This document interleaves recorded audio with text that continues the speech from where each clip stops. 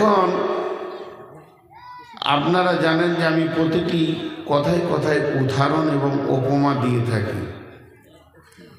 আপনাদের বাড়ি শ্যামলবাড়ি, আপনারা অহরহ প্রতিনিয়তই গোয়ালপাড়া যাওয়া আসা করেন, যেহেতু জেলাটা আপনাদের, আর এই দেশে বাস করছেন, আসাম রাজ্যে বাস করছেন, জেলার অধীনস্থে রয়েছেন গোয়ালপাড়ায়, তবে যেতে হবে। তো এই রাস্তাটার ভিতরে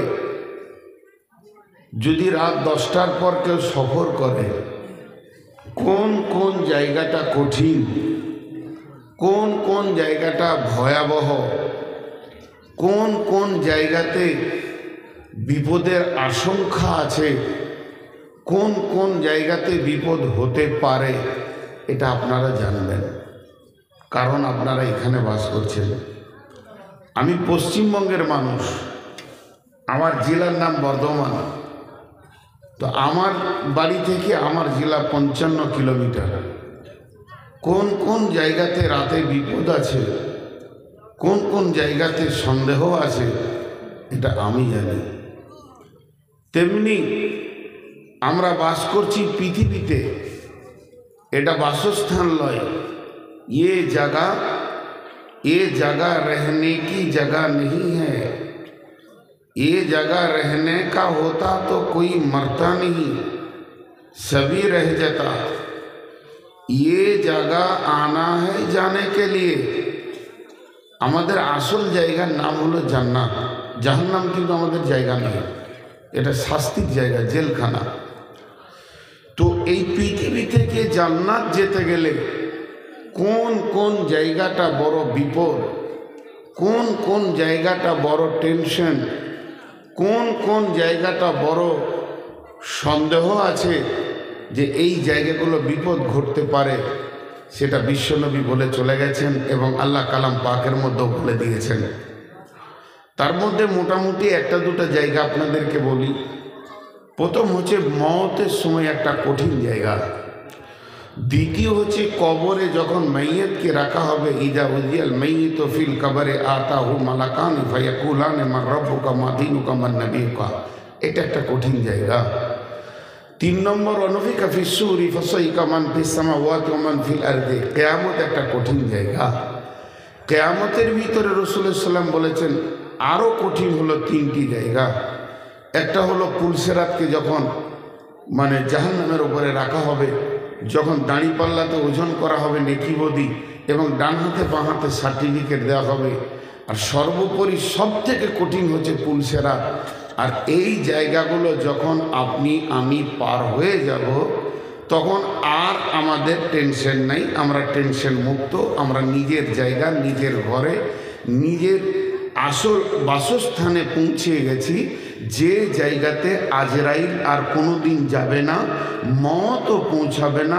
আবাদান আবাদান আবাদান জিন্দেগি বেঁচেই থাকবে, রোগ থাকবে না, সুস্থতা থাকবে, টেনশন থাকবে না, টেনশন মুক্ত থাকবে।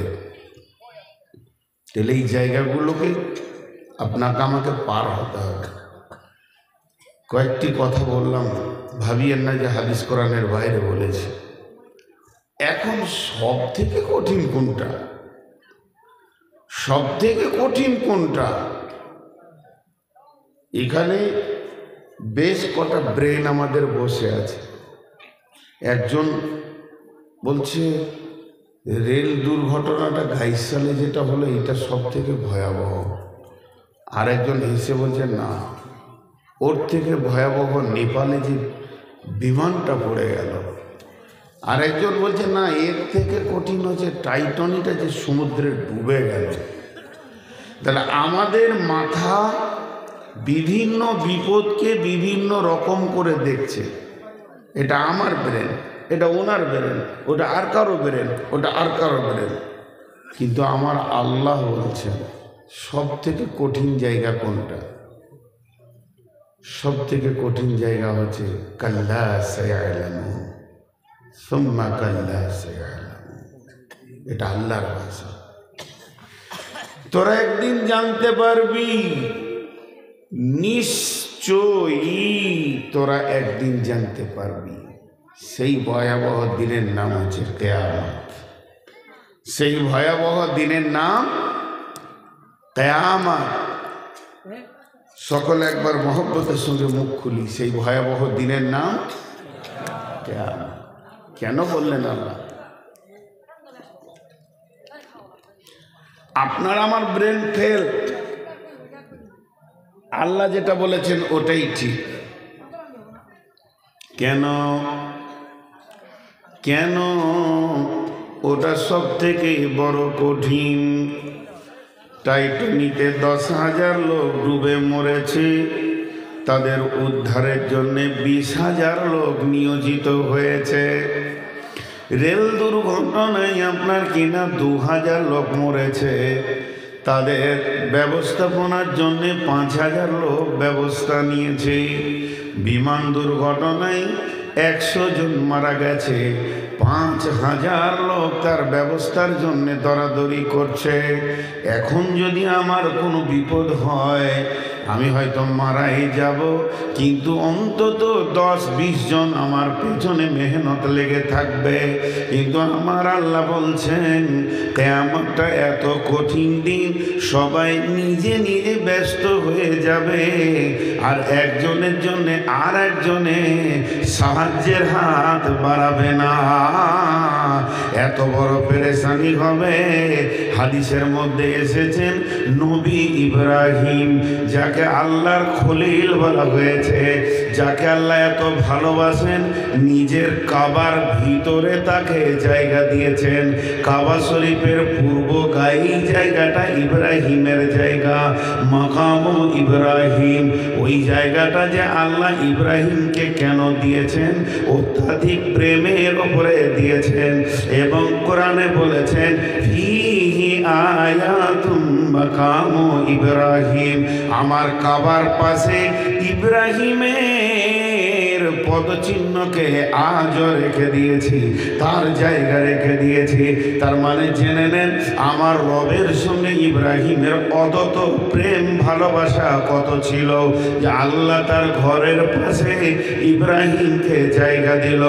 বিশ্বনবী বলছেন সেই ইব্রাহিম কিয়ামতের দিনে হাঁটু দুটিকে মাটিতে গেড়ে দেবে, আর গোড়ালির ওপরে পাছাটা রাখবে, হাত দুটোকে প্রসারিত করে বলবেন হে আমার রব, ওরে আমার খলিল, ওরে আমার বন্ধু, আজকের দিনে আমি আমার সন্তানের কথা বলছি না, আমার বিবির কথা বলছি না, আমি আমার বংশের কথা বলছি না, আমি ইব্রাহিম কি করে বাঁচব?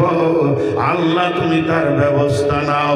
নাফসি নাফসি করবে, হযরতে হুদ বলবে নাফসি নাফসি, হযরতে সালেহ বলবেন নাফসি নাফসি, দাউদ বলবেন নাফসি নাফসি, সুলাইমান বলবেন নাফসি নাফসি, হযরতে ঈসা বলবেন নাফসি নাফসি, মুসা বলবেন নাফসি নাফসি।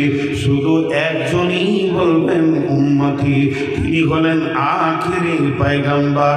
এর জন্য আমার আল্লাহ বলছেন যতগুলো ভয়াবহ দুর্ঘটনা তোর মাথাতে আছে, আর যতগুলো বিপদের সংক্রান্ত জায়গা তোর জানা আছে যে এই জায়গাতে বড় বিপদ হতে পারে, তার মানে সব বিপদকে ছাড়িয়ে দিয়ে চলে যাবে একদম কিয়ামতের ময়দান। এর থেকে বড় বিপদ আর নেই। আমাদের আসামের মাই যেখানে পছন্দ হয় না, আল্লাহ জানে, এর থেকে বড় বিপদ আর নেই। দেখেন কমিটির লোকেরা যে বসতে পারছে না, পায়ে যদি ব্যথা থাকে তো চেয়ার দেন, ওখানে চেয়ার পৌঁছিয়ে দেন, আর না হয় আমার চেয়ারটা দেন, আমি নিচে বসে ভ্যানটা করি। এরাও দাঁড়িয়ে আছে এখানে, সবাই বসছে, কিন্তু ওদের মাথাটা কেন যে বলছে না যে বসি আমি? আজীব জিনিস, ওদের মাথায় কোনো অন্য পার্স আছে। জি, আমি যে কথাটা বলছি আপনাদেরকে, এখন কোনো একটা জিনিস আমি কিনছি, ধরেন এখানে বিক্রি হচ্ছে, আমি বললাম যে আমি নিব, দাম হলো 200 টাকা, তো পকেটে হাত দিলাম, 150 টাকা বের হয়েছে, আর 50 টাকা লাগবে, ঘাটতি পড়ে গেল। এটাকে বলে ঘাটতি। তো আমি কমিটিকে বলছি, আচ্ছা আপনাকে স্টেজ থেকে নেমে পুরা করে দিচ্ছি। আমি কোথা থেকে নিব আমি জানি, পুরা করে দিব। এই পৃথিবীর বুকে আপনার আসাম থেকে আমি 50,000 টাকার মাল কিনেছি, আমি দিতে পেরে দিয়েছি 49,000, 1,000 বাকি আছে। দোকানদারকে বলছি আমি কালকে দিয়ে দিচ্ছি, আমাকে খালি বাড়ি যেতে দেন, আমি ফোন পেতে মেরে দেবো, আমার যা আছে দিয়ে দিলাম। তার মানে এতটুকুন যদি ঘাটতি পড়ে যায়, কি বিরাট ঘাটতি পড়ে যায়, সেটাকে পুরা করার মৌকা আছে, আছে না নেই? কথা বলে না, আছে না নেই? কিন্তু আল্লাহ বলছে তোরা বুঝবি, একটা এমন দিন আসছে তোরা বুঝবি, যে দিনটা এত ভয়াবহ হবে রে, যদি তিল পরিমাণ তোর আমলের কমি পড়ে যায়, মৌকা পাবি না দ্বিতীয় সেটাকে পুরা করার। একটা সাজদা করে দি, একটা সুবহানাল্লাহ বলে দি, ওইটা পুরা হয়ে যাবে। হবে না, হবে না, হবে না। কাল্লা সায়ালামুন সুম্মা কাল্লা সায়ালামুন, ওই দিনটা এত ভয়াবহ হবে, তোরা জানবি তো জানবি, একদিন তোরা বুঝবি। আমি আপনাদের টেনশন বাড়াতেই রয়েছি। কাফেররা এসে রাসূলুল্লাহ সাল্লাল্লাহু আলাইহি ওয়াসাল্লামকে উল্টা পাল্টি প্রশ্ন, একটা মানুষকে যদি উল্টা পাল্টি প্রশ্ন করা হয় তো একটা কথা দুবার বলে দেবে। যখন কোনো উকিল এসপি আসামিকে প্রশ্ন করে তুমি ওখানে ছিলে, না ছিলাম না, ও তাহলে সেই সময় বিকালের দিকে গিয়েছিলে, যদি একবার হ্যাঁ বলে দেয়, তুমি ছিলাম না বলে আবার হ্যাঁ বলছো, উল্টা পাল্টি উল্টা পাল্টি উল্টা পাল্টি। তো সব থেকে বেশি উল্টা পাল্টি প্রশ্ন কাকে করেছে? রাসূলুল্লাহ সাল্লামকে করেছেন। কারা করেছেন? কারা করেছে? আলিমরা। ভাবিয়েন না যে জাহেলরা করেছে। জাহেলরা, আলিমরা রসুলকে অনেক কষ্ট দিয়েছেন। এখন আপনি বলবেন কোরআন তো নাজিল হতে শুরু হলো, হাদিস তো রসুলের জবান থেকে আসতে লাগলো, তো আলিম ছিল কোথায়? বলে ছিল। তার আগেকার কিতাবের তার আলিম ছিল, তৌরাতের আলিম ছিল, জবুরের আলিম ছিল, ইনজিলের আলিম ছিল। আল্লাহ রসুলকে হঠাৎ প্রশ্ন করছে, হিব্র, হিব্র বলা হয় পাদ্রীকে, পাদ্রী পোপ। বুখারীর হাদিস, জাআল হিবরি ফাসআলা রাসূলুল্লাহ সাল্লাল্লাহু আলাইহি ওয়াসাল্লাম, একজন পাদ্রী এসে রসুলকে প্রশ্ন করলেন, হাল তাদরি কাদরুল্লাহ, ও নবী মুহাম্মদ তুমি কি আল্লাহর ক্ষমতা কিছু জানো? কাকে প্রশ্ন করছে দেখেন, নবী মুহাম্মদকে প্রশ্ন করছে তুমি আল্লাহর ক্ষমতা সম্পর্কে জানো? বিশ্বনবী মুখ খুলে দিলেন, বিসমিল্লাহির রহমানির রহিম, ওমা কদরুল্লাহ হাক্কা কদরিহি ওয়াল আরদু দামিয়ান কবজাতুহু ইয়াওমাল কিয়ামাতি ওয়াস সামাওয়াতু মাতবিয়াতুন বিয়ামিনিহি সুবহানাহু ওয়া তাআলা আম্মা ইউশরিকুন, ওয়া নুফিখা ফিস সূরি ফাসাইকা মান ফিস সামাওয়াতি ওয়া মান ফিল আরদি ইল্লা মান শাআল্লাহু থুম্মা নুফিখা ফীহি উখরা ফাইযা হুম ينظرون وأشرقت الأرض بنور ربها وأوتي الكتاب وجيء بالنبيين والشهداء وقضي بينهم بالحق وهم لا يظلمون। বিশ্বনবী যখন সূরা জুমারের আয়াতগুলো পড়তে শুরু করেছে, ওর চোখ তখন আর কাজ করছে না। কি বলছে রে, কি বলছে? আল্লাহর ক্ষমতা সম্পর্কে কি গভীর কথা বলছে। হয়ে গেল, খালি এসে প্রশ্ন করা, উল্টা পাল্টি প্রশ্ন, উল্টা পাল্টি প্রশ্ন। আপনাদের আসামেও বড় বড় উকিল আছে, একটা বক্তাকে ঘিরে 5 জন 10 জন বসে উল্টা পাল্টি প্রশ্ন, উল্টা পাল্টি প্রশ্ন আছে, উকিল আছে। তো এই প্রশ্ন যখন করতে শুরু করলো, তার মধ্যে একটা প্রশ্ন ছিল, ওয়ায়াকুলুনা মাতা হাদাল ওয়াদু ইন কুনতুম সাদিকিন। ও নবী, তুমি যদি সত্য নবী হও, ও নবী তুমি যদি সত্য নবী হও, তাহলে সেই দিনের খবরটা বলে দাও। কিয়ামতটা কবে হবে, কোন তারিখে হবে, আর কিভাবে সংগঠিত হবে। ওয়ায়াকুলুনা মাতা হাদাল ওয়াদু ইন কুনতুম সাদিকিন। দেখেন প্রশ্ন, দেখেন বিশ্ব নবীকে প্রশ্ন করছে, আমাদেরকে তো করবেই মানুষ, আখেরি পয়গম্বরকে ছাড়ছে না। তা আল্লাহ রসুল সহজ করে বলে দিলেন, কুল, নবী আল্লাহ বলেন, নবী হে তুমি বলে দাও, ইন্নামাল ইলমু ইনদাল্লাহি ওয়া ইন্নামা আনা নাযীরুম মুবিন। হে সওয়াল করনে ওয়ালা, ও প্রশ্ন করনে ওয়ালা, তোমরা আমাকে প্রশ্ন করছো, করো, কিন্তু কবে কিয়ামত হবে এর সম্পূর্ণ জ্ঞানটা, এর সম্পূর্ণ ইলমটা আল্লাহর কাছে রয়েছে। আল্লাহ আমাকে শুধুমাত্র ভয় দেখানেওয়ালা পাঠিয়েছে। আমি তোমাদেরকে ভয় দেখিয়ে দেব, আমার ডিউটিটা শেষ হয়ে যাবে।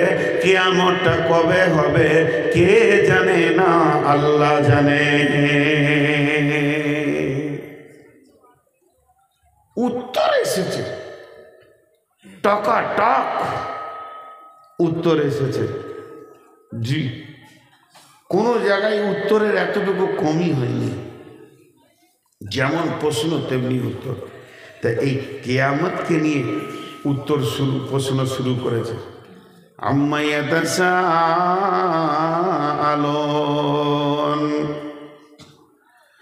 নবী হে তোমাকে কোন জিনিসের ওপরে প্রশ্ন করা হচ্ছে। আরেকবার বলছি, আমার আল্লাহ নবীকে জিজ্ঞাসা করছেন, আম্মা ইয়াতাসাআলুন, নবী হে তোমাকে কোন জিনিসের ওপরে প্রশ্ন করা হচ্ছে। আল্লাহ নিজেই বলছেন, আনিন নাবাইল আযীম, বড় খবরের ওপরে প্রশ্ন করা হচ্ছে। খবরটা ছোট খবর নয়, খবরটা বড় খবর। এটা কে বলছেন না, আল্লাহ বলছেন। এটা হলো বড় খবর, এটা ছোট খবর নয়, এটা ক্ষুদ্র খবর নয়, এটা হলো বড় খবর। আনিন নাবাইল আযীম, বড় খবরের ওপরে প্রশ্ন করা হচ্ছে। আমার আল্লাহ বলছেন, হে নবী তুমি বলে দাও, কাল্লা সায়ালামুন, নিশ্চয়ই তোমরা জানতে পারবে। সুম্মা কাল্লা সায়ালামুন, আবার বলছি নিশ্চয়ই তোমরা জানতে পারবে। এই খবরটা কত বড় খবর। আল্লাযী হুম ফীহি মুখতালিফুন, ও নবী তোমার সঙ্গে তর্কাতর্কি করছে, যাতে করে এটা ইখতিলাফ তৈরি হয়ে যায়, এর ভিতরে নানা রকম মতভেদ সৃষ্টি করে দেয়। কিয়ামত হতেও পারে, কিয়ামত নাও হতে পারে।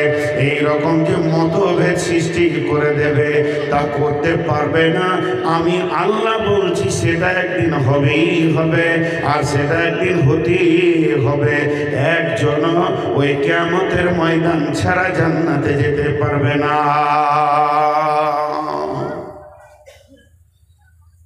এগুলো আমার বক্তব্যের বিষয় নয়, আমি আমার বিষয়ে চলে এসেছি। আর মাত্র 5টা মিনিট টাইম নিব। চারিদিকে ছিটিয়ে কথা বলছি, একদিকে বলিনি। সেটা হবেই। আমার আল্লাহ বলছেন বলে দাও, ওটা হবে।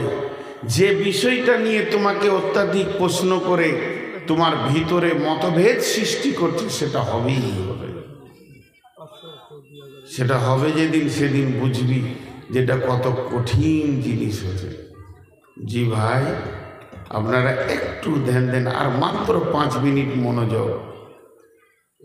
আল্লাহ নিজে বলছেন ওটা হলো বড় খবর, নাবাইল আযীম। সাহাবীরা কিয়ামত নিয়ে কত টেনশন করতে জানেন? সাহাবীটার নাম আব্দুল্লাহ ইবনে রাওয়াহা। সাহাবীটার নাম আব্দুল্লাহ ইবনে রাওয়াহা। হাদিসটা বাইহাকি শরীফের হাদিস। আব্দুল্লাহ ইবনে রাওয়াহা তার বিবির জাগে মাথা দিয়ে শুয়ে আছেন। এবার একটা জিনিস ভাবেন, সেও জওয়ান, তার বিবিও জওয়ান, বৃদ্ধা বৃদ্ধ কেউ হয়ে যায়নি। দুইজনের ভিতরে যৌবন রয়েছে, যৌন তরঙ্গ রয়েছে। আর এই অবস্থায় বিবির জায়গায় মাথা দিয়ে আব্দুল্লাহ ইবনে রাওয়াহা শুয়ে রয়েছেন। আর তারই ভিতরে আব্দুল্লাহ ইবনে রাওয়াহা কাঁদতে শুরু করেছেন। চোখ দিয়ে তার পানিগুলো গাল দিয়ে গড়ে বিবির জাঙ্গে পড়ছে। আর বিবি যখন স্বামীকে দেখে নিয়েছেন কাঁদছে, এই দেখার সঙ্গে সঙ্গে বিবিও কাঁদতে শুরু করেছে।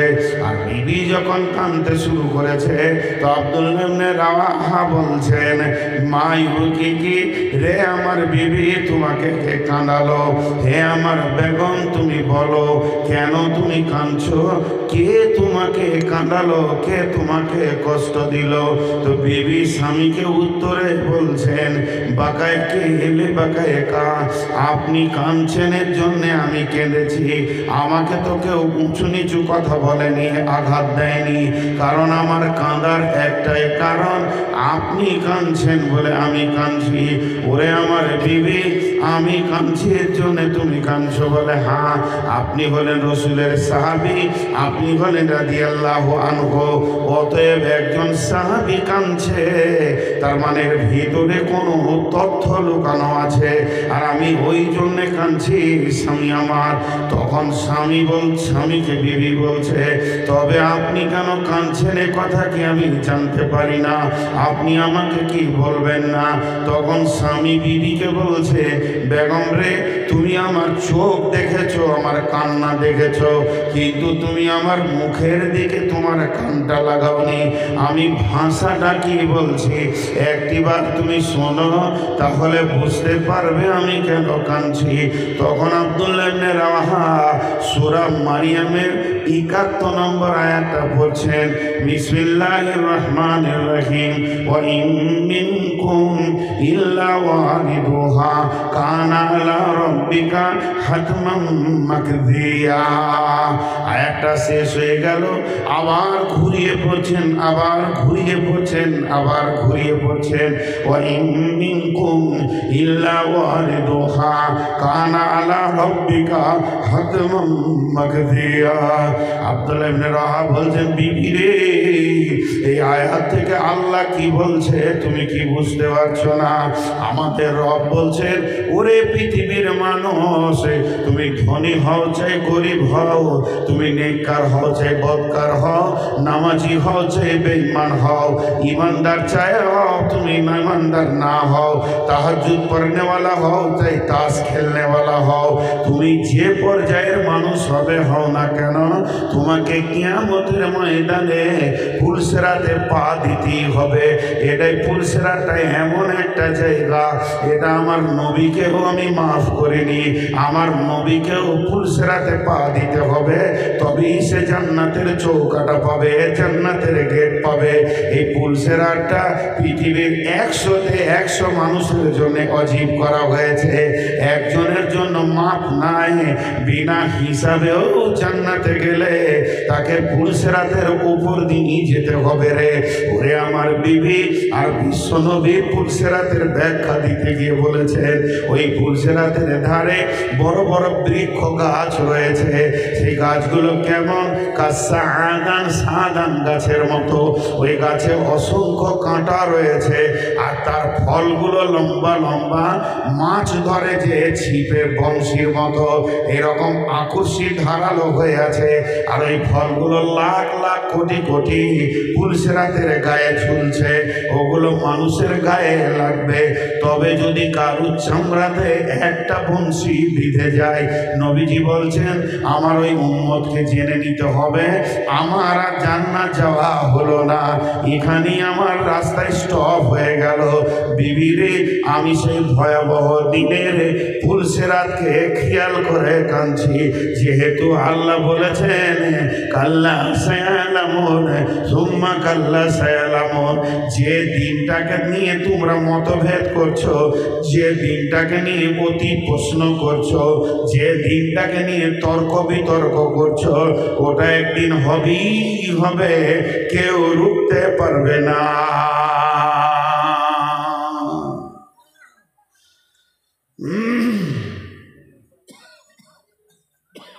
জি ভাই, এতক্ষণ আমি আপনাদেরকে টেনশন বাড়ালাম না কমালাম? কথা বলে না এতগুলি লোক, 3 জন লোক খালি মুখ খুলেছে। তাহলে আমার কথা বুঝতে পারছেন না? না, আজকে সবাই বায়ান শুনবে, বুঝতে পারবে, কিন্তু কুদ্দুস বেশি বুঝতে পারবে না। ওর মগজে খালি টাকা ঢুকাছে, আবার একবার ওই দিন ফুরুক করে যাবে, আবার একবার আসবে। অন্য গায়ে যখন জালসা শুনবে তখন বুঝতে পারবে, আজকে বুঝবে না। আমি আপনাদের টেনশন বাড়ালাম না কমালাম? বাড়ালাম। অথচ আল্লাহ বলেছেন লা তাহজান ইন্নাল্লাহা মা'ানা, চিন্তা করিস না আমি তোদের সঙ্গে থাকবো। তো কমে গেল টেনশন। একজন খালি যদি সাথে থাকে সব ক্লিয়ার। জি, একটা আমাদের সম্মিলন ছিল জমিয়তের বিরাট সম্মিলন, আর আমার শাশুড়ি মা মুমূর্ষু অবস্থায়, মুখে পানি দিচ্ছি, ক্যান্সারের রোগী। তো ওই দিক থেকে বারবার ফোন আসছে আপনাকে আসতেই হবে, এত বড় প্রোগ্রাম যদি আপনি না আসেন, এলাকার মানুষ। তা আমি হালকা করে জিজ্ঞেস করলাম আম্মু যাব? তো বলছে বাবা তুমি আমার কাছে থেকে কি লাভ করবে, আমি যদি মরেও যাই আমার আল্লাহ থাকলেই যথেষ্ট, তুমি থেকে আমার কি উপকার করবে, চলে যাও আল্লাহ দিনের কাজে চলে যাও। বেরিয়ে গেলাম, কিছুক্ষণের পর মওত হয়ে গেল। তো আমাদের সঙ্গে আল্লাহ থাকলে কিছুই অসুবিধা নেই। সূরা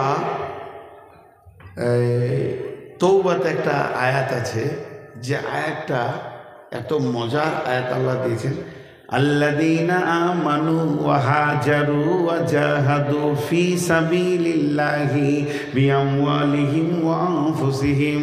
কারো জিন্দেগিতে যদি 5টা আমল থাকে, কারো জিন্দেগিতে যদি 5টা আমল থাকে, আল্লাহ বলছেন আ'যামু দারাজাতান ইনদাল্লাহি ওয়া উলাইকা হুমুল ফাইজুন। তার আল্লাহর কাছে সম্মান বেড়ে যাবে।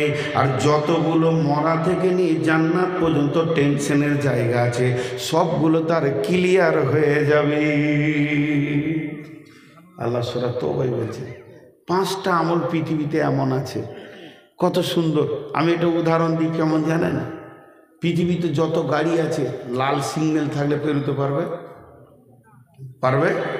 কোনো গাড়ি পারবে না? অ্যাম্বুলেন্স পারবে না? তো ও হলো অ্যাম্বুলেন্সের যাত্রী। কিয়ামত হাসর সব করে জান্নাতে চলে যাবে, আল্লাহ নিজে বলছেন। তো অতএব আমরা কিয়ামতটা হচ্ছে সব থেকে বড় কঠিন জায়গা। কিয়ামতের কোনো নিয়ামত পাওয়া যাবে? জান্নাতের কোনো নিয়ামত কিয়ামতে থাকবে? এতগুলো লোক হ্যাঁ নাও বলে না। আপনারা কি আমার উপরে রাগ করেছেন নাকি? জি, ঘড়ি দেখবেন যে কতক্ষণ বায়ান করছি, নাহলে সভাপতি ভাই আবার কাল বলবে যে 1 ঘন্টা বলেছে, 2 ঘন্টা বললো, 1 ঘন্টা বলছে। জি, তো কিয়ামতে কোনো সান্ত্বনাদায়ক জিনিস থাকবে? এতগুলো লোক হ্যাঁ না বলে না, নাই বলেন কিংবা হ্যাঁ বলেন, থাকবে না। না, এটাই আমাদের ধারণা ভুল। কিয়ামত হচ্ছে সব থেকে বড় আনন্দের দিন। এবার চলবে বায়ান, মেন বায়ানে আসলাম। কিয়ামতের মতো আনন্দ কোথাও নাই। কোরআন আল্লাহ বলেছেন ফাসাউফা ইউহাসাবু হিসাবান ইয়াসীরা ওয়া ইয়ানকালাবু ইলা আহলিহি মাসরুরা। যে লোকটা ডান হাতে সার্টিফিকেট পাবে, ওয়া আম্মা মান উতিয়া কিতাবাহু বিয়ামিনিহি ফাআম্মা মান উতিয়া কিতাবাহু বিয়ামিনিহি, আমি যাকে ডান হাতে সার্টিফিকেট দেব ফাসাউফা ইউহাসাবু হিসাবান ইয়াসীরা, তার হিসাবটা অতি আসান হয়ে যাবে। ওয়া ইয়ানকালাবু ইলা আহলিহি মাসরুরা, গোটা হাসরের ময়দান আনন্দে লাফাবে আর আত্মীয়দেরকে দেখা করবে আর বলবে আমি পাস, আমি পাস, আমি কামিয়াব, আমি কামিয়াব, আমার কোনো আর টেনশন নাই, আমার রব আমাকে ডান হাতে সার্টিফিকেট দিয়েছে। এর থেকে আনন্দের দিন কি আছে? জি, কিয়ামতে টেনশন করবে কাফের, বেঈমান, মুশরিক, মুনাফিক, আপনি আমি কেন করব? কিয়ামত তো আনন্দের দিন। কিয়ামতের নাম কিয়ামত, কিয়ামতের নাম না হিসাব। তো একটু ধৈর্য ধরে শুনেন, কবরে জান্নাতের নিয়ামত নাই কিন্তু ঘুম আছে। ঠিক কিয়ামতের দিকে একটু খেয়াল করি। আজকে আমি শুধু বক্তব্যের বিষয় রেখেছি ওটাই, যে কিয়ামতে কোনো টেনশন নেই, কোনো টেনশন নেই। বন্ধুরা আমার, কিয়ামতের মাঠে 4টি নিয়ামত, এত দামি মাল আছে। 4খানা নিয়ামত মানুষকে শান্তি দিয়ে দেবেন এবং তারা কিয়ামতের কষ্ট অনুপরিমাণ বুঝতে পারবে না। নাম্বার 1, প্রথমেই যেটা পাওয়া যাবে সেটা কি? যখন কিয়ামত শুরু হবে তো মানুষের প্রথম প্রয়োজন কি হবে? প্রথম প্রয়োজন হবে আলো। তার কারণ হচ্ছে ইদাস সামাউন ফাতারাত ওয়া ইদাল কাওয়াকিবু ইনতাসারাত ওয়া ইদাল বিহারু ফুজ্জিরাত ইদাস শামসু কুব্বিরাত ওয়া ইদান নুজুমু মুনকাদারাত। এগুলো কিয়ামতের ভাষা। আল্লাহ তাবারাক ওয়া তাআলা এগুলোকে কসম করে বলতে চাইছে যে সূর্যের আলোতে তুমি এত লাফাও, ওই সূর্যটা একদিন ভেঙে চূর্ণ বিচূর্ণ হয়ে যাবে, তারাগুলো বিক্ষিপ্ত হয়ে পড়ে যাবে, চন্দ্রের কিরণ বলে কিছুই থাকবে না। তার মানে যে বস্তু দিয়ে আলো পাওয়া যায়, যে বস্তু দিয়ে আলো পাওয়া যায়, যে বস্তুর মাধ্যম দিয়ে এতদিন আলো পেয়েছি, আলোর বস্তুগুলো সব শেষ হয়ে যাবে। সূর্য থাকবে না, তারা থাকবে না, নক্ষত্র থাকবে না, বিদ্যুৎ প্রকল্প থাকবে না, পৃথিবী ধ্বংস হয়ে যাবে, জেনারেটর থাকবে না, লন্ঠন থাকবে না, মোমবাতি থাকবে না, দেশলাই থাকবে না, এমনকি জোনাকি পোকাটাও বেঁচে থাকবে না। সারা পৃথিবীটা ধ্বংস হয়ে একটা চাটিয়াল ময়দান হয়ে যাবে। কতদিন এই অবস্থায় থাকবে? জিরো অবস্থায় পৃথিবীটা 40 বছর পরে থাকবে। ওয়ানুফিকা ফিস-সূরি ফাসাইকা মান ফিস-সামাওয়াতি ওয়া মান ফিল আরদি ইল্লা মান শাআল্লাহু সুম্মা নুফিকা ফীহি উখরা ফাইদা হুম কিয়ামুন ইয়ানজুরুন। ইসরাফিল কয়বার সুর ফুঁকবে? ইসরাফিল 2 বার সুর ফুঁকবে। প্রথম সুরে পৃথিবীটা ভেঙে ময়দান হয়ে যাবে, সমস্ত মানুষ মাটি চাপা পড়ে যাবে। এরপর এই মতো 40 বছরে থাকার পর ইসরাফিল দ্বিতীয় সুর যখন ফুঁকবে, সুম্মা নুফিকা ফীহি উখরা ফাইদা হুম কিয়ামুন ইয়ানজুরুন, তখন মানুষ দল দল কিয়ামতের মাঠে উঠবে। আলো নাই, আঁধার, আঁধার তো আঁধার, ভয়াবহ আঁধার, কেউ কাউকে দেখতে পাবে না। বন্ধুরে, তাহলে কিয়ামতের মাঠে প্রথম প্রয়োজন যেটা হবে সেটা আলো।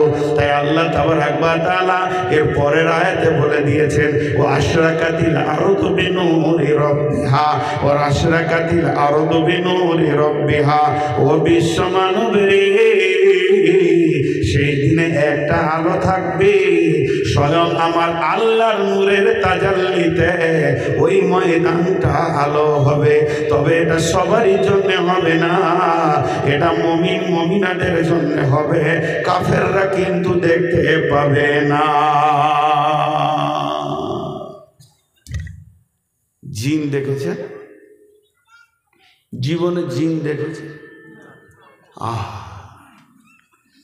ওরা দেখা দেয় না, ওদের পারমিশন নেই দেখা দেওয়ার। দেখা দিলে আবার বিচার হবে ওদের। ওদের সর্দারের কাছে বিচার হবে, দেখা কেন দিয়েছিল। 6-7টা গ্রুপ আছে জিনের, তার মধ্যে একটা ইবলিশ গ্রুপ আছে, ইবলিশ গ্রুপটা দেখা দেয়। ওরা পাওয়ার নিয়ে নিয়েছে আল্লাহর কাছে জ্বালাবার জন্য। যেমন জিন একজনকে দেখা দিতে পারে আর একজনকে পারে না, যদি মনে করে যে একে দেখা দিব একে দিব না, তো এরকম ক্ষমতা আল্লাহ দিয়েছে। তেমনি জিবরাইল আমিনকেও বেশ কিছু সাহাবী দেখেছেন, তার মধ্যে একজন শিশু সাহাবী দেখেছেন, তার নাম হযরতে আব্দুল্লাহ, রসুলের আপন চাচাতো ভাই আব্দুল্লাহ ইবনে আব্বাস, আব্বাসের ছেলে আব্দুল্লাহ। তখন আব্বাস ঈমান আনেনি, বাপ বেটাতে কোনো কারণে রসুলের কাছে এসছেন। তা দেখেন, ইনি আমার বাম পাশে, আমার ডান পাশে কেউ নাই, আর আমি এনারা নাই, আমি এরকম কথা বলছি। ঠিক আছে, তাহলে দেখা যাবে, পরে আলোচনা হবে, এখন আপনি যান, পরে কথা বলবো। তা আপনাদের মনটা কি বলবে যে কার সাথে কথা বলছে? বলবে কি বলবে না? আর হ্যাঁ না বলে না বলবে। তো হযরত আব্বাস তার ছেলে আব্দুল্লাহকে নিয়ে রসুলের কাছে এসছেন, আর আল্লাহ রসুল ওইভাবে কথা বলছেন ফাঁকা জায়গায়। যখন কথা শেষ হয়ে গেল, ওই ব্যক্তি চলে গেল। তো আব্বাস বেঈমান হালাতে ছিল, ঈমান আনেনি, কিন্তু আব্দুল্লাহ শিশু অবস্থায় রসুলের উপর ঈমান এনেছে।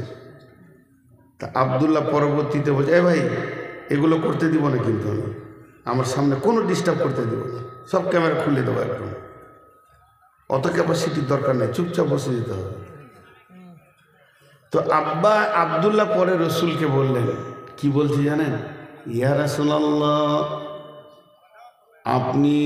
আমি আর আমার আব্বা যখন আপনার কাছে কোনো কারণে কোনো প্রয়োজনে গেছিলাম, তখন আপনি আমার আব্বার দিকে গুরুত্ব না দিয়ে আপনার পাশে একজন সুন্দর চেহারাওয়ালা দাঁড়িয়েছিল, তার সঙ্গে আপনি কথা বললেন, বিদায় করলেন, তারপরে আমাদের দিকে মনোনিবেশন করলেন। ওই লোকটাকে আমি দেখেছি। নবীজি বলেন, আব্দুল্লাহ রে, তুমি জিবরাইলকে দেখেছ। কয়েকজন সাহাবীকে আল্লাহ জিবরাইলকে দেখিয়েছেন। তা একজন দেখতে পেলে একজন পেল না। ওই মাখলুকটাকে কে বানিয়েছেন? আল্লাহ। ওই মাখলুকটা কে বানিয়েছেন? আল্লাহ। তো ওই আল্লাহ বলছেন, কঠিন কিয়ামতের দিনে আমি নূরের তাজাল্লিতে কিয়ামতের ময়দানটাকে আলো করে দিব। ওই আলোটা কে পাবে? যারা ঈমানদার তারা পাবে, বেঈমানরা পাবে না। বিসমিল্লাহির রহমানির রহিম। ইয়াউমা তারাল মুমিনিনা ওয়াল মুমিনাতি ইয়াসআ নূরুহুম বাইনা আইদিহিম ওয়া বিআইমানিহিম বুশরাকুমুল ইয়াওম। সেই দিনের সুসংবাদ হচ্ছে, যে শুনে লাও বিশ্ববাসী, আমার নূরের তাজাল্লিতে গোটা হাসরের ময়দান নূরে আলোকিত হয়ে যাবে। এটা হচ্ছে মুমিন মুমিনাদের জন্য একটা বড় নিয়ামত, এটা বেঈমানরা দেখতে পাবে না। বিসমিল্লাহির রহমানির রহিম। আল্লাহ তাবারাক ওয়া তাআলা বলছেন, ইয়াউমা তারাল মুমিনিনা ওয়াল মুমিনাতি ইয়াসআ নূরুহুম বাইনা আইদিহিম ওয়া বিআইমানিহিম বুশরাকুমুল ইয়াওম জান্নাতুন তাজরি মিন তাহতিহাল আনহারু খালিদিনা ফিহা যালিকা ওয়াল ফাওজুল আযীম। সেই দিন মুমিন মুমিনারা নূর পাবে। তারপর আয়াতে বলছেন, তারা যখন নূর পাবে, তারা নূরের তাজাল্লিতে তাদের ডান দিকটা আলো হবে, সামনে দিকটা আলো হবে, আর নূর এমনভাবে চমকাবে, জান্নাতিন তাজরি মিন তাহতিহাল আনহার খালিদিনা ফিহা যালিকা হুয়াল ফাওজুল আযীম। ওরা জান্নাতের দিকে আগাতে থাকবে এবং আনন্দে চিত্তে যাবে, তারা হাসবে। তারা কিয়ামতের দিনে কোনোই কষ্ট বুঝবে না, এমন আনন্দে হাসবে। ইয়াউমা ইয়াকুলুল মুনাফিকুনা ওয়াল মুনাফিকাতু লিল্লাযীনা আমানু উনজুরনা নাকতাবিস মিন নূরিকুম কিলা ইরজিউ ওয়ারাআকুম ফালতামিসু নূরা। এমন সময় কাফের বেঈমানেরা ওই আল্লাহওয়ালাদের কাছে আসবে এবং মুমিনদেরকে বলবে, হে মুমিন ভাই, তোমার তোমাদের নূরে আমাদেরকে নিয়ে নাও, ওই আলোতে আলোকিত হয়ে আমরা জান্নাতে চলে যাব। তখন আমার আল্লাহ বলবেন ওদেরকে বলো, কিলার ওরাকুম ফালতামিসু নূরা, ফিরে যাও তোমরা, আমরা যেখান থেকে নূর এনেছি ওই জায়গায় ফিরে যাও, যে নূর আনোগা। তাহলে কোথায় যেতে বলছে? মুফাসসিররা বলছেন দুই জায়গায় যেতে বলছে। এক নম্বরে আমাদেরকে নূর যিনি দিয়েছেন তিনি আল্লাহ, আজকের আলোর মালিক হলেন আল্লাহ, আল্লাহ দিয়েছে, আল্লাহর কাছে যাও। আর একজন মুফাসসির বলছে না, ফিরে যাও বলতে ওদেরকে বলছে তোমরা আবার দুনিয়াতে ফিরে যাও, আমরা আমল করেছি এর জন্য নূর পেয়েছি, আর তোমরা আমল করবা তাহলে আবার নূর পাবে। আর আমার আল্লাহ বলছেন কাল্লা সায়ালামুন সুম্মা কাল্লা সায়ালামুন, বুঝবি রে মন বুঝবি রে হায়, জীবন হবে জ্বালাময়। নূর হলো আল্লাহ নিয়ামত। জি, এদিকে হযরত আবু হুরায়রা উজু করছে, উজু করে কুল্লি করে মুখে পানি নেই, হাতে পানি নিচে, তো এই পর্যন্ত কোরআনে আছে ফাগসিলু উজুহাকুম ওয়া আইদিয়াকুম ইলাল মারাফি, এই পর্যন্ত। আবু হুরায়রা আবার এইটুকু টানছে বেশি করে মিল করে, আর এরকম করে সে ধরেছে, উমর ওই তুই বেশি বুঝিস, কোরআন বেশি বুঝিস, মানে ই যত নরম ও তত শক্ত, একই জায়গায় বাস করে, দাঁত আর জিভ যত নরম তত শক্ত। তো হযরতে উমর ছিলেন একটু কড়া মাল, ওই তুই বেশি বুঝিস। আল্লাহ রসুল বলছেন, কোরআন বলছে এই ভান পর্যন্ত, মারাফি কোনাই পর্যন্ত, আর তুই এই পর্যন্ত টানছিস। তোর গর্দন ধরেই নিয়ে গেছে রসুলের কাছে। রসুল বলছে ছাড়ো ছাড়ো, ও তো ভয়ে চুপ করে আছে, নরম মানুষ। যে কি হলো, কেস কি? বলে রাসূলুল্লাহ উজুর ব্যাপারে আল্লাহ কি বলেছেন? বলে ইলাল মারাফিক, এই পর্যন্ত। বলছে কতটা টানছে জিজ্ঞেস করে, এই পর্যন্ত টানছে, আবার বেশি বুঝেও নাকি। আল্লাহর নবী বললেন, উমর রে ওর গর্দনটা ছাড়ো, আমি আবু হুরায়রাকে জিজ্ঞেস করি। আবু হুরায়রাকে বললেন, আবু হুরায়রা উজুর ব্যাপারে তোমার মত কি? আবু হুরায়রা বললেন, ইয়া রাসূলুল্লাহ, কালাম পাক সত্য, আপনি সত্য নবী। কালাম পাক বলেছে ইলাল মারাফিক, এই পর্যন্ত উজু, আমি ওই নিয়তি উজু করছি। তবে নবীজি গো, আপনি বলেছেন উজুর অংশগুলো কিয়ামতের মাঠে নূরে ঝকমক করবে, যতটা উজু করবে নূরে ঝকমক করবে। তাই আমি উজুর পানিটা একটু বেশি করে নিয়েছি, যেন আমার হাতগুলো বেশি করে নূরে ঝকমক করে। নবীজি বললেন, ওমর রে তুমি বুঝতে পারলে এটা কি? উজু হবে না এই নিয়তে তোর নয়, ওর নিয়তটা উজুর পানিটা একটু বেশি করে কচলিয়ে নিব, যাতে করে কিয়ামতের মাঠে নূরের জ্যোতিটা বেশি হবে। অতএব বন্ধুরে, হযরত আলী বলেছেন, আল্লাহর ভয় কাকে বলে, তাকওয়া কাকে বলে, খৌফে ইলাহি কাকে বলে? খৌফে ইলাহি হচ্ছে ধীরে ধীরে সুন্দর করে উজু করার নাম খৌফে ইলাহি। কারণ যেদিন কঠিন কিয়ামত হবে, আপনার আমার প্রয়োজন হবে নূর, আলো। আর সে আলোটা দেবেন কে? না আল্লাহ। আর দেবেন কোন অংশে? না উজুর অংশে দেবে। আল্লাহ সূরা গাসিয়াতে বলেছেন, উজুহু ইয়াউমাইদিন নাঈমা, সেদিন কিছু চেহারা দেখতে পাবে নূরের আলোতে ঝলমল করছে। অতএব যারা নূর পেয়ে যাবে তাদের তো আর কোনো টেনশন থাকবে না, তারা হাসতে হাসতে জান্নাতে যাবে। জি, আর কি বুঝাবো? এখানে আমরা 10টা লোক বসে আছি, 15টা লোক বসে আছি, 20টা লোক বসে আছি। কথাটা মন দিয়ে শোনেন। আচ্ছা, আমার কথা আপনারা বুঝতে পারছেন তো? অসুবিধা তো হয়নি? হ্যাঁ, মানে আমি ভাষা কথা বলছি না, আমি বলতে চাইছি ভাষাটা বুঝছেন। মানে আমি যে বিষয়টা বলতে চাইছি, বিষয়টা মাথায় আসছে তো, যে কিয়ামতের মাঝে কোনো চিন্তা নাই। এই বিষয়ে কথা বলছি আর কি, চিন্তা দূর করছি, কিয়ামতের দিনে চিন্তা নাই, হাসবো, আনন্দ করব, বলেন ইনশাআল্লাহ। কেন? আল্লাহ আছে আমাদের সঙ্গে। আর কে আছেন আমাদের সঙ্গে? আল্লাহ। ব্যাস।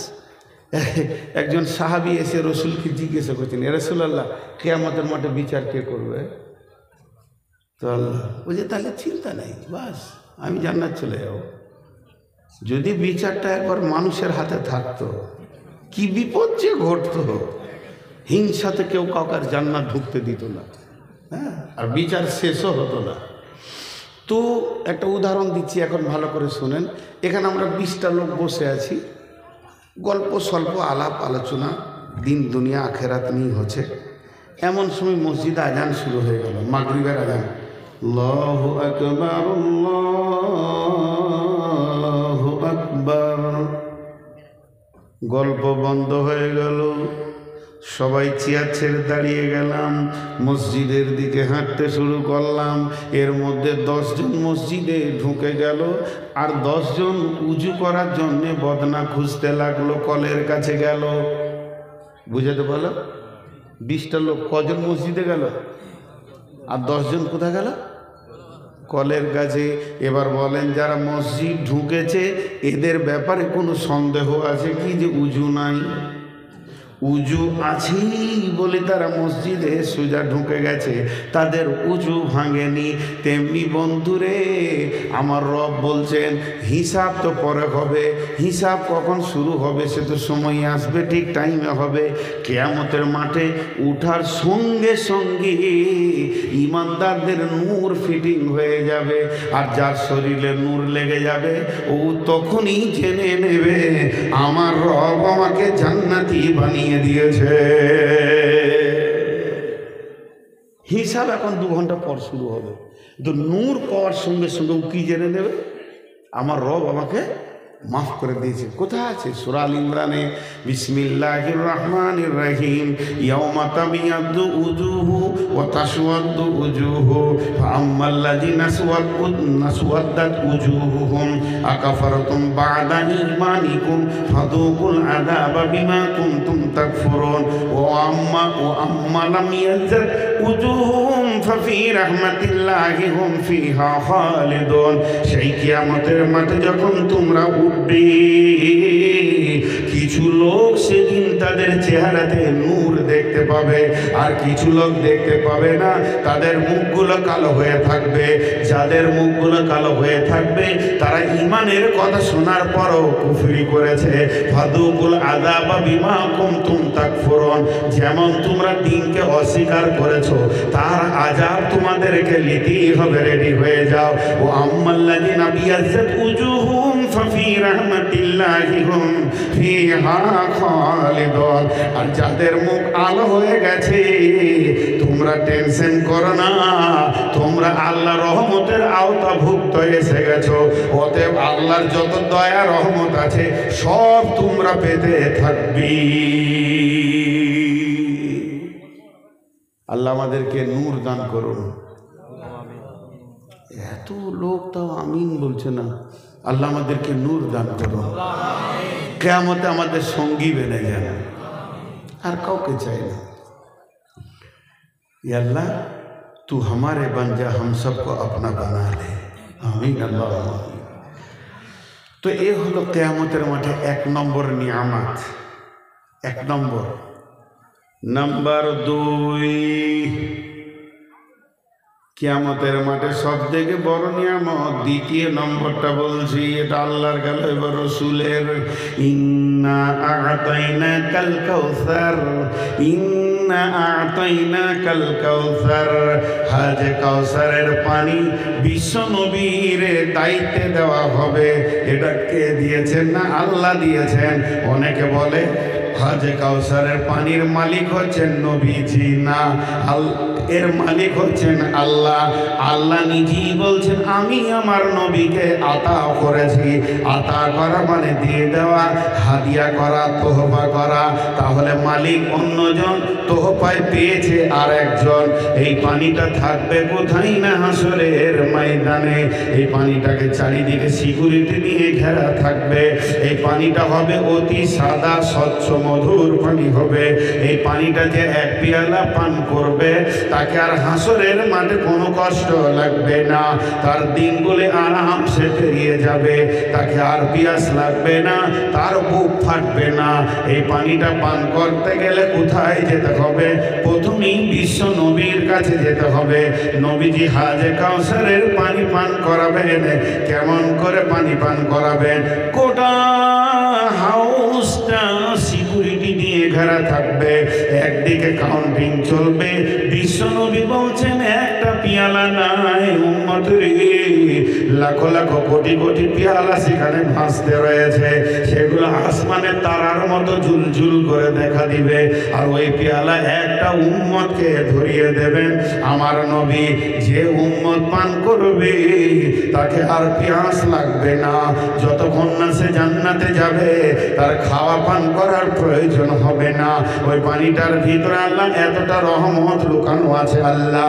ওরে আমার বন্ধু রে, কিন্তু পানিটা পাবে কে? পাবে না কে? যে চরিত্রের দিক থেকে ভাষাতে, ওঠাতে, চলাতে, ফেরাতে, লেনদেনে, খাওয়াতে, পান করাতে, পেশাবে, পায়খানায়, চেহারায়, চরিত্রে বিশ্ব নবীকে নকল করেছে, আইডিয়াল করেছে, আদর্শে গুনে নিয়েছে, ওই লোক ওই পানি পাবে।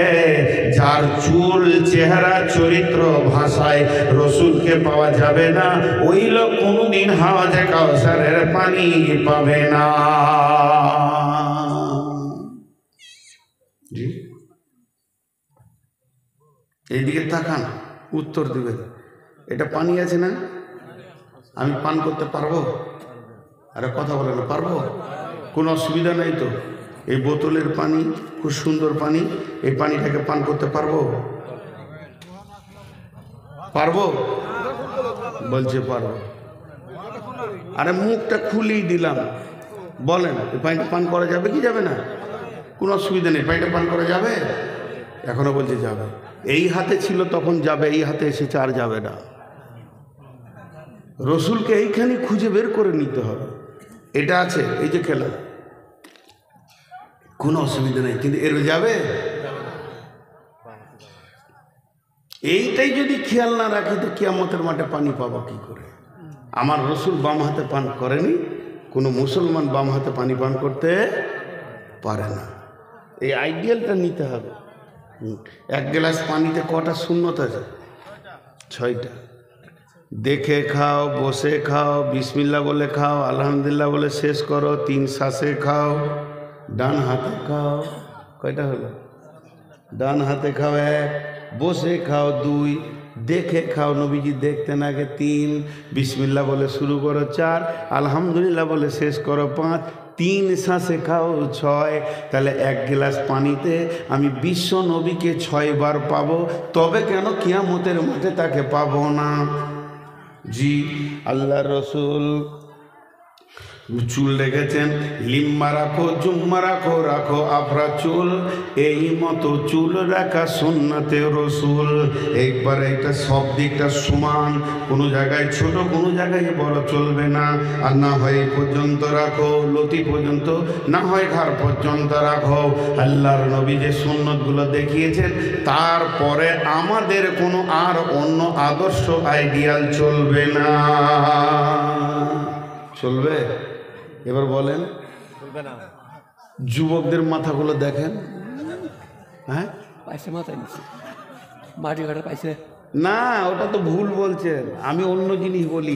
চারিদিকটা নাড়া করে মাথার এখানে রেখেছে, মনে হচ্ছে জুতো মুছা বিরাজ। ওদের ওই চুল দেখলি আমার তখন জুতোটা সাফ করতে মন যায়, একটু ঘষে নিয়ে এখানে। হ্যাঁ, যুবকদের কথা কিছু শুনো দিয়া মন, বর্তমানে যুবক ছেলে বলি তা কেমন। চারিদিকে ছোট চুল, মাথার মাঝে বড়া, পেছন হতে দেখলে পরে লাগবে একটি ভেড়া। মেয়ে মানুষ হবার মনে স্বাদ হলো যার, মাঝে চুলে রেখে একটি হলো জানোয়ার। হায় রে খোদা এমন গাধা যুবক ছেলে আজ, সত্য কথা বলবো তবু নাই কো এদের লাজ। এরাই বলে আমরা যুবক আফসোসেতে মরি, ঠিক শত দিক নাও গো তোমরা, নাও গো গলায় দড়ি। সন্ধ্যা হলে ডিউটি করে পুকুর রাস্তার ধারে, কুকুর যেমন রাস্তাঘাটে হারে তল্লাশ করে। আর বাকিটা বলবো না, নোংরা আছে। অতএব বন্ধুরে, তুমি ওই চুলটা কার সুন্নতে রেখেছো একবার বলো। ওটা একটা ইহুদি খেলার প্লেয়ারের সুন্নত। আজকে যে ইহুদিরা মুসলমানদেরকে মেরে শেষ করে দিচ্ছে, সেই ইহুদি ক্রিকেটের প্লেয়ারের সুন্নত তুমি রেখেছো। বলো, তার হাতে যদি হাজে কাউসার থাকে তাহলে তুমি পাবে। আর যদি নবী মুহাম্মদ সাল্লাল্লাহু আলাইহি সাল্লামের কাছে থাকে, তোমার ওই হেভি চুল রসুলের দিলকে ঠান্ডা করবে না। অতএব বিশ্বনবী জীবনে কাউকে ধুমকে কথা বলেননি। তবে মুসলিম শরীফে হাদিসটা 3 বার এসেছে। আল্লাহর নবী ওই দিন এত রেগে যাবেন, এমন করে রেগে বলবেন, সোহকান সোহকান লিমান খাইয়েরা মিন দিনি, সোহকান সোহকান লিমান বাদ্দালা মিন দিনি। দূর হয়ে যা, সামনে থেকে সরে যা, তোর সাথে আমার কোনো সম্পর্ক নাই। আমি যে তোর নবী, এ কথা তুই বডি নিয়ে দেখাতে পারবি না। জি, খোরাইম একটা যুবকের নাম, খোরাইম। খোরাইম যুবকটার নাম খোরাইম। ও হেভি চুল রেখেছে, লম্বা লম্বা চুল, আর টাকনুর নিচে কাপড় সে ছেড়ে বেড়াইছে। আর মসজিদে নববীতে রাসূলুল্লাহ সাল্লাল্লাহু আলাইহি সাল্লাম খোরাইমের ব্যাপারে আলোচনা করছে। চিন্তা করেন, আল্লাহ রসুলের মুখ দিয়ে বের হচ্ছে খোরাইমের কথা। কি বলছেন? নেমার রাজুল খোরাইমান, রে আমার সাহাবীরা শোনো, এই মদিনাতে যত যুবক আছে, আমি নবী মুহাম্মদের দৃষ্টিতে খোরাইমের মতো ভালো ছেলে নাই। যতগুলো ভালো যুবক আছে, যতগুলো সুন্দর আখলাকলা আছে, তার ভিতরে খোরাইম হলো একটা ভালো মানুষ এবং ভালো যুবক। খালি ওর 2টি বদগুণ রয়েছে। একটা হচ্ছে হেপি চুল রেখে দিয়েছে, আর টাকুনোর নিচে কাপড় পরছে। যদি এই দুটো ছেড়ে দিত, তাহলে ওর মতো সুন্দর ছেলে আর কেউ নাই। একজন সাহাবী বলছে, খোরাইম শোন শোন, আজকে ফজরের নামাজের পর বিশ্বনবী তোর কথা আলোচনা করছিল, ওর কলিজাটা বড় হয়ে গেল। আমার নাম নবীজির মুখে বের হয়েছে। বলে কি বলেছে? শোন, বিশ্বনবী বলেছে যে মদিনার বুকে সব থেকে ভদ্র ভালো ছেলে হলো খোরাইম, কিন্তু ওর 2টি বদগুণ আছে। যখন বলেছে ভালো ছেলে খোরাইম, খোরাইম তখন হেসে বুককে আনন্দে উৎফুল্ল হয়ে গেছে। এবার বলছে শোন, তারপরের কথাটা বিশ্বনবী আফসোস করে বলেছে 2টি বদগুণ আছে, যদি ছেড়ে দিত তাহলে ও সব থেকে দামি মানুষ হয়ে যেত। খোরাইম তখন লজ্জায় মাথাটা নাম করে নিলেন যে বিশ্বনবী মেনে নিতে পারেনি আমার কাজ। তখন বলছে কি বলেছে? বলে 1 নম্বর হলো তোর লম্বা চুলটা রসুল মেনে নিতে পারেনি, 2 নম্বর টাকনুর নিচে কাপড় পরেছিস। খোরাইম তখনই বাড়ি চলে গেল। দর্জির কাছে গেল না, টেলার্সে গেল না, সোজা বাড়ি চলে গেল। নাপিতের কাছে গেল না, চুল কাটার জন্য লাইয়ার কাছে গেল না। বাড়িতে যাওয়ার পর একটা ছুরিকে কাঁচিকে নিজের হাতে নিজে নিল, আর এমনি করে চুলটাকে ধরে বলছে, ওরে চুল রে, তোর জন্য আমার নবী রেগে গেছে, তোর জন্য আমার রসুলের মন খারাপ হয়ে গেছে। নিজের হাতে নিজের চুলকে কেটে ফেলে দিল। আমি চুলের দরকার নাই, আমার রসুল আমার উপরে রাজি হয়ে যাক। পায়জামাটা এমনি করে ধরে দর্জিকে বলছে না যে মাফ করে কেটে দে, একদম টাকনুর ওপরে সোজা করে কাঁচি চালিয়ে দিয়ে বলছে, তোর কাপড়কে বেঁচে শেষ করে দিয়ে কাপড়ের গোষ্ঠী রাখবো না, আমার নবী নারাজ হয়ে গেছে। অতএব সেই খোরাইম কেমন ছিল? রসুলের দিলকে আপন করে নিয়েছে। যেদিন কিয়ামত হবে, আমার নবী খোরাইমকে ডেকে বলবে, আয় পানি খেয়ে যা। আমি নবী মুহাম্মদ মা তোর জন্য দাঁড়িয়ে আছি রে। আল্লাহর নবীকে আম্মা জান আয়েশা বলেছিলেন, ও বিশ্ব নবী গো, কঠিন কিয়ামতের দিনে আপনার উম্মতকে আপনি কেমন করে চিনবেন? আপনার নবী বলেছিলেন, রে আয়েশা, একদল ঘোড়ার মধ্যে কারো চেহারা যদি প্রজ্বলিত হয়ে যায় তাকে কি চিনা যাবে না? বলে হ্যাঁ চিনা যাবে। তো সঙ্গে সঙ্গে নবীজি বললেন, আমি নূরের তাজাল্লি দেখে আমার উম্মতকে কাছে টেনে নিব রে। অতএব কিয়ামতের মাঠে হে রাসূলের উম্মত কোনো চিন্তা নাই, আজকে রাত্রিতে তওবা করে নি, কালকে সকালে নাপিতের কাছে গিয়ে চুলগুলি কেটে নিব, সমস্ত সমান থাকবে। এটাই করা, এটাই দিন মেনে নিয়েছে, ইসলাম মেনে নিয়েছে। অতএব যুবকের দল, কঠিন কিয়ামতের দিনে যদি নবীজির হাতে পানি পান করতে হয় তাহলে আপনার আমার আদর্শের চেহারাটাকে রসুলের মন মতো বানাতে হবে।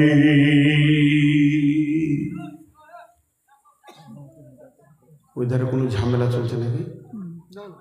ওই যে চিল্লাইছে ও বাইরে, তা আপনি ওখানে যান, যদি 2 টাকা দেয় তা দেবে। চিল্লাইছে ওখানে যান।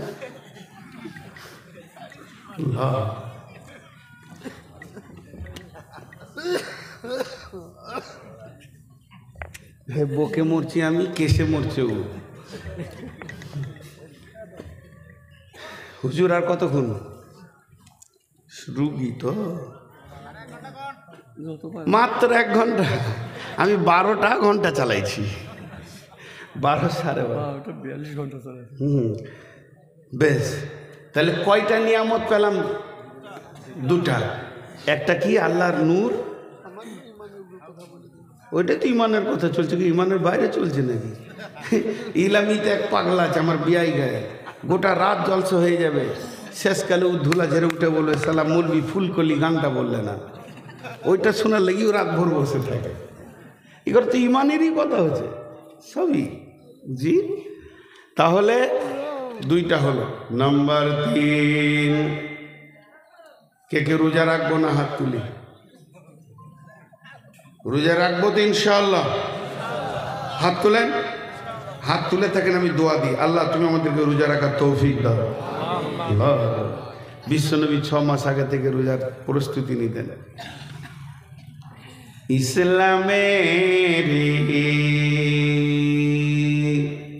সওদা নিয়ে আসছে ধরায় রমজান, ভোরের আগে নিয়ত বন্ধ ভুল করো না মুসলমান। রমজানের 30 রোজা মাপ হবে তোর গুনার বোঝা, মাসুম শিশুর মতো আল্লাহ জীবন তোমায় করবে দান, ভোরের আগে নিয়ত বন্ধ ভুল করো না মুসলমান। এই মাসেতে একটি রাত্রি শবে কদর নামটি যার, 1000 মাসের সেরা সেরাত ঘুচাই পাপীর দুঃখ ভার। এই রাতেরই উপাসনা আল্লাহর প্রিয় নজরানা, এই রাতেতেই নাজিল হলো নবীর উপর পাক কোরআন, ভোরের আগে নিয়ত বন্ধ ভুল করো না মুসলমান। বেহেশতেরি 8 দরজা, রাইয়ান নামে একটি দ্বার, সেই দ্বারেতে ঢুকবে কেবল যারাই আল্লাহর রোজাদার। রোজাদারের মুখের ঘ্যান মৃগ নাভির খুশবু সুমান, তাই তো এদের এত আদর করেন আল্লাহ রহমান। ভোরের আগে নিয়ত বন্ধ ভুল করো না মুসলমান। এবার বুঝতে পারবেন কিয়ামতে কি লাভ। রোজাদারের দুইটি খুশি, রোজাদারের দুইটি খুশি, একটি খুশি ইফতারে, অপরটি হয় আল্লাহর দিদার রোজ হাসরের প্রান্তরে। বলেন, রোজাদারের দুইটি খুশি, একটি খুশি ইফতারে, অপরটি হয় আল্লাহর দিদার। বলেন, অপরটি হয় আল্লাহর দিদার রোজ হাসরের প্রান্তরে। কিয়ামতের মাঠে সব থেকে বড় নিয়ামত হলো আল্লাহ তাবারাক ওয়া তাআলা নিজে আসবেন রোজাদারদের মোলাকাত করতে। কিয়ামতের মাঠে বলবে, ও রোজাদার, তোমরা যারা রোজা রেখেছো আমার জন্যই রেখেছো, এই রোজার বদলাটা হলাম আমি আল্লাহ তোমাদের জন্যে। এখন আমি আল্লাহ তোমাদের সঙ্গী হয়ে গেলাম। এবার বলেন, ওই লোকটার আর হিসাব আর পুলসেরাত নিয়ে কোনো টেনশন আছে কি? আল্লাহ যদি সঙ্গী হয়ে যায় তার তো আর কোনো টেনশন থাকবে না। তাহলে রোজা এমন একটি ইবাদত, যে হতভাগা সে রোজা রাখে না, যে হতভাগা যে বদনসিব সে রোজা রাখে না, সেই কিয়ামতের দিনে কাঁদবে। কিয়ামতের 3 নম্বর সব থেকে বড় নিয়ামত হলো স্বয়ং আল্লাহর সঙ্গে বান্দার মোলাকাত হবে। বুঝাতে পারলাম? তাহলে কয়টা নিয়ামত হলো? জি, 3টে হলো। 1 নম্বর কি? আল্লাহর দেওয়া নূরের জ্যোতি তাজাল্লি। 2 নম্বর কি? হাজে কাউসারের পানি। 3 নম্বর কি? আল্লাহর মোলাকাত। রোজাদাররা আল্লাহর মোলাকাত করবে। সবাই রোজা রাখবো ইনশাআল্লাহ। আল্লাহর মোলাকাতও হবে ইনশাআল্লাহ। আমার আল্লাহ মোলাকাত করবেন আমাদের সঙ্গে। রবকে যখন দেখবে মানুষের দিল কত খুশি হবে। 4 নম্বরটা শুনেন। وعن أبي هريرة رضي الله تعالى عنه قال قال رسول الله صلى الله عليه وسلم হযরত আবু হুরায়রা বলেন, আল্লাহর রাসূল বলেছেন, সাবাতুন ইযিল্লুহুমুল্লাহু ফি দিল্লিহি ইয়াউমুল লা দিল্লা ইল্লা দিল্লুহু। এমন একটা দিন অচিরেই আমাদের কাছে আসছে, যেদিন কোনো ছায়া থাকবে না, গাছপালা থাকবে না, সামান্য ক্ষুদ্রতম একটা ঘাসও থাকবে না, কোনো গাছ বাড়ি অট্টালিকা থাকবে না, মাথার উপরে আল্লাহর দেওয়া কুদরতি সূর্য থাকবে। সেটা কেমন ভাবে থাকবে আমার রবই জানেন। তার কোনো আলো থাকবে না। আল্লাহ সব কিছু কন্ডিশন তৈরি করে নেবেন। এই রকম কঠিন দিনে সাবাতুন ইযিল্লুহুমুল্লাহু ফি দিল্লিহি, আল্লাহর একটা ছায়া থাকবে।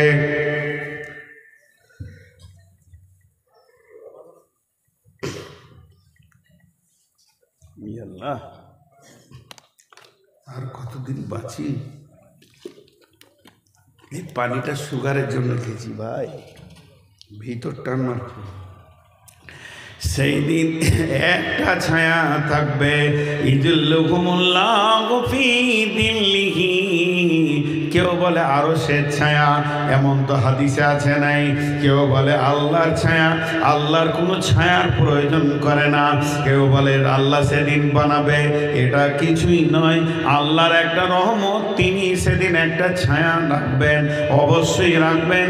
আল্লাহর নবী বলছেন এটাকে। তাই কোন কোন মুফাসসিরের মত, আপনি আমি বলবো আল্লাহর রহমতের ছায়া, আল্লাহর দয়ার ছায়া থাকবে।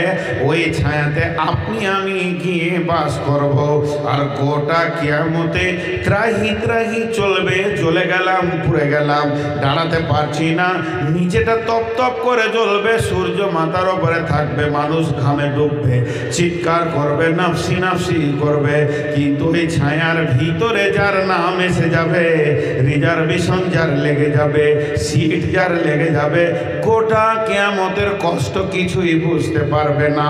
মানুষের তৈরি এসি যদি এত ভালো হয়, মানুষের তৈরি এসিটা যদি এত আনন্দের হয়, তাহলে আমার রবের সেই রহমতের ছায়াটা কেমন হবে? যেখানে টেনশন থাকবে না, যেখানে তাপ থাকবে না, যেখানে গরম থাকবে না, সেটাই হচ্ছে রহমতের ছায়া। তবে বন্ধুরে, ওই ছায়াতে আপনি যাবেন, আমি যাব, সে যাবে, উনি যাবে, আর কেউ যাবে চলবে না। আল্লাহর নবী বলছেন সাবাতুন, 7 ব্যক্তি, 7 শ্রেণীর লোক, টোটালে 7 জন লয়, মানে 7 রকম লোক থাকবে ওখানে। এমন পৃথিবীতে 7টা আমল আছে, ওই আমলের ভিতরে যারা জড়িত থাকবে, জেনে নিতে হবে তার রিজার্ভেশন যে লেগে গেছে। তার মধ্যে 1 নম্বর হলো ইমামুন আদিলন। পৃথিবীর বুকে যারা ন্যায় বিচার করেছে, অন্যায় বিচার করেনি, হক বিচার করেছে, এরা ওখানে রিজার্ভেশন লেগে যাবে এবং সে ওখানে বাস করবে। আপনাদের আসামে তো অন্যায় বিচার হয় না, আমাদের পশ্চিমবঙ্গের নেতারা যা উল্টা পাল্টি বিচার করে, এখানে সব ন্যায় বিচার হয়। জি আলহামদুলিল্লাহ, শুনে খুশি হলাম। ইনি বলছেন সব ন্যায় বিচার হয়। খুব ন্যায় বিচার, খালি ঘুষ, খালি ঘুষ, উল্টা না, উল্টা না। আমরা 10 টাকা দিলেই মিথ্যা রাফে তো বলবেন। ও, টাকা দিলেও মিথ্যা বলবে? হ্যাঁ, শুনলেন?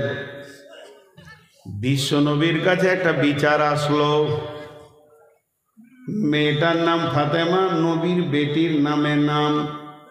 মেয়েটা চুরি করে ধরা খেয়েছে, এখন তার হাত কাটা হবে। নবীজিকে বলা হলো, দয়ার নবী গো, মেয়েটি তো সম্ভ্রান্ত ঘরের মেয়ে, হাতটা যদি কেটে দেয়া হয় মান সম্মান থাকবে না, আপনাকে একটু এদিক ওদিক করে নিতে হবে। দয়ার নবী বললেন, লাউকানা বিনতি ফাতেমাতা, এটা যদি আমার মেয়ে ফাতেমা হতো, তাহলে আমি নিজের হাতে তার হাতটা কেটে ফেলে দিতাম। অতএব ইসলামে এরকম কোনো কিছুই নাই, ন্যায় বিচার হবে। তখন তারা দ্বিতীয় আপিল করলো, ইয়া রাসূলুল্লাহ, আমরা তো মুসলমান নই, আমরা তো আপনাকে নবী বলে মানিনি, কোরআনকেও মানিনি, অতএব এর ওপরে আমরা বিচার নিব না, আমরা বিচার নিব তৌরাতের ওপরে। আমরা হলাম ইহুদি, আমরা এখনো কালেমা পড়িনি, অতএব আমাদের বিচারটা তৌরাত থেকে করে দিতে হবে। বিশ্ব নবী বললেন, যাও তৌরাত নিয়ে এসো, তোমাদের তৌরাতের হাফেজ নিয়ে এসো, আমি তৌরাতের ওপরেই বিচার করে দিব। এরপরে ওরা তৌরাতের হাফেজকে ঘুষ মেরে দিল, যে জায়গায় তোমার হাত কাটার কথাটা আছে ওই শব্দটাকে বাদ দিয়ে তুমি পড়ে দিও, তাহলে বিচারটা হয়ে যাবে, মেয়েটার হাত কাটা যাবে না। বিচার যখন বসে গেল, আল্লাহর নবী বললেন, কে তৌরাতের পণ্ডিত আছো বাবা, তুমি তৌরাত পড়ো। তৌরাত পড়তে শুরু হয়ে গেল, যেই হাত কাটা জায়গাটা আসলো, ওইখানটা টপকে দিয়ে যেই পড়তে গেল, এমন সময় একজন সাহাবী বলে ফেললেন, ভাই দাঁড়িয়ে যাও, তুমি ভুল পড়ছো, 2-4টা শব্দ তুমি বাদ দিয়ে দিয়েছো। এরা অবাক, এরা জানতো না যে আল্লাহ রসুল একজন তৌরাতের হাফেজ পেশ করেছিলেন সাহাবীকে। সাহাবী যখন আটকে দিল তখন এদের কলিজা শুকিয়ে গেল। আল্লাহর নবী বললেন, শোনো, আমার কাছে নেই বিচার ছাড়া অন্যায় বিচার চলবে না, কারণ আমার আল্লাহ বলে দিয়েছেন, ওয়াইদা কুলতুম ফাদিলু ওয়ালাউ কানা যা কুরবা। যদিও তোমার নিকট আত্মীয় হয়, আপনজন হয়, নিজের ছেলেও হয়, তবে যখন তুমি আদালতে বসবে, বিচার করবে, তখন যেন অন্যায় কথা বলবে না, নিজের আত্মীয় নিজের কোল টেনে কথা বলবে না, তুমি হক কথা বলবে, তুমি ন্যায় কথা বলবে, কারণ আমি রবের বিচারের পুনরাবৃত্তি আর একবার করব। পৃথিবীর বুকে যত বিচার হচ্ছে বন্ধুরে, হে বিচারকের দল শুনেলেন, কিয়ামতের মাঠে যতগুলো এলান হবে, একটা দুটা তিনটে পাঁচটা এলান হতেই থাকবে আল্লাহর তরফ থেকে। তার মধ্যে একটা এলান আসবে, হাসরবাসী রে, পৃথিবীতে যে ন্যায় বিচার তোমরা পাওনি, কে কার মালকে দাবিয়ে নিয়েছে, কে কার কাছে ঘোষ নিয়েছে, কে কার কাছে টাকা লুট করে নিয়েছে, কে কার জমিকে মাটিকে দাবিয়ে নিয়েছে, ওয়াকুদিয়া বাইনাহুম বিল হাক্কি ওয়া হুম লা ইউজলামুন। আজকে আমি আল্লাহ হকের বিচার নিয়ে বসেছি রে, এসো তোমাদের সেই দিনগুলোর মালগুলো আজকে আমি পাইয়ে দেব। তখন দুর্বল গিয়ে বলবে, মাবুদ, সবলের কাছে আমি পাইনি, ওর ছেলে ছিল, বেটা ছিল, লাঠি ছিল, ভয় দেখিয়ে রেখেছিল, পাটির গরম ছিল, বম ছিল, টাকা ছিল, পয়সা ছিল, আমি অনেক দুর্বল ছিলাম, আমাকে কষ্ট দিয়েছে। ও কুদিয়া বাইনাহুম বিল হাক্কি ওয়া হুম লা ইউজলামুন। পৃথিবীর বিচারটা শেষ বিচার নয়, যদি না হক বিচার করা হয়, আর একবার কঠিন কিয়ামতের মাঠে বিচার ঘটবে রে। এর জন্য বন্ধু আমার, আল্লাহ কোরআনে বলেছেন, যখন তুমি কোনো বিচারে বসবে, তুমি ন্যায় বিচার করিও, কারণ তোমার জিভটাকে আমি রেখেছি 32টা সৈন্যের মাঝে, আর 6টা সিআইডি রয়েছে তোমার জিভের কাছে। মাথাটা তোমার আদালত, এখান থেকে ন্যায় কথা নিয়ে তুমি ন্যায় বিচার করবে। আর আল্লাহর নবী বলছেন, ওইখানে যে আরশের ছায়া রয়েছে, রহমতের ছায়াতে তোমার রিজার্ভেশন লেগে যাবে, তোমার নামটা চলে আসবে, তোমার সিট খালি থাকবে। কখন? যখন তুমি পৃথিবীর বুকে ন্যায় বিচার করবে, और तुम्हार इमामुन आदिलुन न्याय বিচার करने वाला ওইখানে জায়গা পাবি।